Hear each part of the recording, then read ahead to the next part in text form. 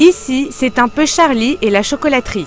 Nous sommes dans les cuisines de Fauchon, aux portes de Paris. Il est 5 h du matin, l'atelier est plein de petites mains. Depuis début décembre, les bûches de Noël sont en vente en magasin. Elles arrivent chaque année, toujours plus tôt.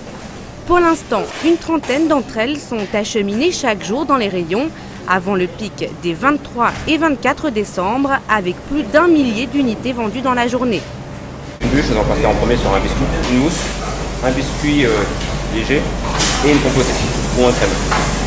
Qu'est-ce que vous allez manger comme bûche, vous? La saveur des forts. C'est tellement une fierté de l'apporter le soir de la soirée à la famille et à l'invité que j'ai vraiment un plaisir de la ramener, de la faire déguster le travail de 8 mois en avance où nous avons 8 mois de développement, où nous avons fait des essais tous les jours quasiment pour pouvoir développer ces bûches. En moyenne, 20 marmitons participent à sa réalisation.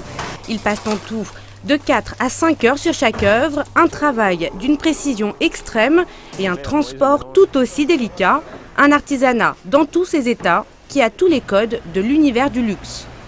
Je pense qu'on peut faire le parallèle entre la pâtisserie et la haute couture pour le côté artisanal surtout et tout le sens qu'il y a derrière. L'artisan va avoir un soin comme nous, que ce soit dans la haute couture ou nous, on va avoir un soin dans la sélection des ingrédients, dans leur transformation. Et après dans l'application et dans leur vente. On travaille sur 2 collections, printemps-été, automne-hiver. Le soin qui est apporté dans le décor, dans le design, le côté artistique. Je dirais qu'on n'a pas le droit à l'erreur. Un secteur d'exception donc, comptez tout de même de 10 à 15 € la part chez Fauchon. L'enseigne réalise 20% de son chiffre d'affaires annuel sur le seul mois de décembre. Les bûches représentent 20% des ventes en pâtisserie. Chaque année, on vend à peu près entre 5 et 6 000 bûches, que je dirais 80% sont vendues la semaine qui précède Noël, mais aussi après, puisque les gens continuent de faire la fête en famille. Le plus dur n'est pas terminé.